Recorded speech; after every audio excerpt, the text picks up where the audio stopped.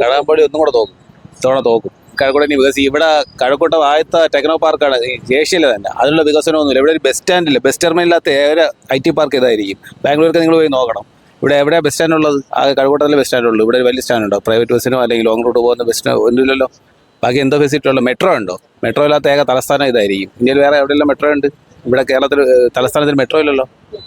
വേറെ വികസനം വന്നു പറഞ്ഞിട്ട് കാര്യമൊന്നുമില്ല. ഇതൊക്കെയാണ് IT പാർക്ക് എന്ന് പറഞ്ഞാൽ കഴക്കൂട്ടത്തിൽ ഇതെല്ലാം വേണ്ടത്. മെട്രോ വേണം, ബസ് ടെർമിനൽ വേണം. തലസ്ഥാന നഗരിൽ തന്നെ ഒരു ഉപനഗരമായിട്ടാണ് കഴക്കൂട്ടത്തെ കണക്കാക്കുന്നത്. നഗരമല്ല, ഇതാണ് തലസ്ഥാനം. ഇപ്പോൾ തലസ്ഥാനം സിറ്റി അല്ല. കഴക്കൂട്ടം എന്ന് പറഞ്ഞാൽ കഴക്കൂട്ടമാണ്. ഇനി യാതൊരു വികസനം ഉണ്ടായിട്ടില്ല. ആ പറഞ്ഞ വികസനമൊന്നുമില്ല. ഇവിടെ കഴക്കൂട്ടം IT പാർക്ക് IT നഗരം എന്ന് പറഞ്ഞ വികസനമൊന്നുമില്ല. എറണാകുളം നിങ്ങൾ നോക്കുക, എല്ലാ എറണാകുളത്തല്ലേ കൊണ്ടുവന്നത്. ഇല്ല, അതുമാതിരി വികസനം ഇല്ല. കഴക്കൂട്ടത്തിന് ഉദ്ദേശിക്കുന്ന വികസനം ഇല്ല. കഴക്കൂട്ടം ചില്ലറ സിറ്റി അല്ല, ഇതൊരു മെട്രോ സിറ്റിയാണ്. എറണാകുളത്തേക്കാൾ വികസിക്കേണ്ട സിറ്റിയാണ്, തലസ്ഥാന നഗരമാണ്. ആ വികസനം ഇവിടെ ഇല്ല. നിങ്ങൾ ബാക്കിയുള്ള സിറ്റിയിലും പോയി നോക്കണം. ബാംഗ്ലൂർ എങ്ങനെയാണ്, ഹൈദരാബാദ് എങ്ങനെയാണ്, അല്ലെ അങ്ങനെയുള്ള സൗത്തിലെ എല്ലാ സിറ്റിയും പോയി, ചെന്നൈ എങ്ങനെയാണ് പോയി നോക്കണം. ആ വികസനം ഇവിടെ ഉണ്ടോ? അതിന്റെ പകുതിയുടെ പകുതിയില്ലല്ലോ. അതിപ്പോൾ എല്ലാവർക്കും വിസിബിൾ അല്ലേ? പുറത്തോട്ട് പോകുന്നവർക്ക് അറിയാം, ഇവിടെ ഉള്ളവർക്ക് അറിയില്ല. കൂവമണ്ടുകൾക്ക് അറിയില്ല, പക്ഷെ പുറത്തോട്ട് പോയവർക്ക് അറിയാം.